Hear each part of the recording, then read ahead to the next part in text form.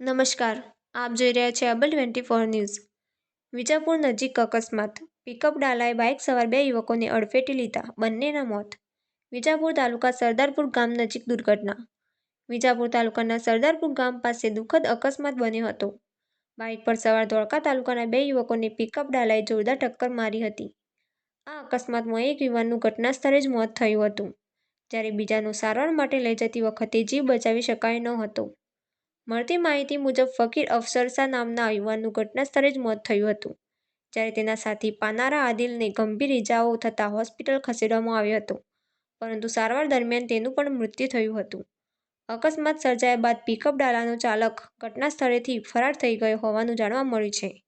Ladol police મથકે આ બનાવની ફરિયાદ નોંધાઈ છે અને પોલીસે ફરાર ચાલકની શોધખોળ શરૂ કરી છે. આ અકસ્માત બાદ વિસ્તારના લોકોએ ભારે દુઃખ વ્યક્ત કર્યું છે અને રસ્તા પર સુરક્ષાની વ્યવસ્થા વધારવાની માંગ ઉઠી છે. અહેવાલ શૈલેષ ઠાકોર. અમારી ચેનલને લાઇક કરો, શેર કરો, સબસ્ક્રાઇબ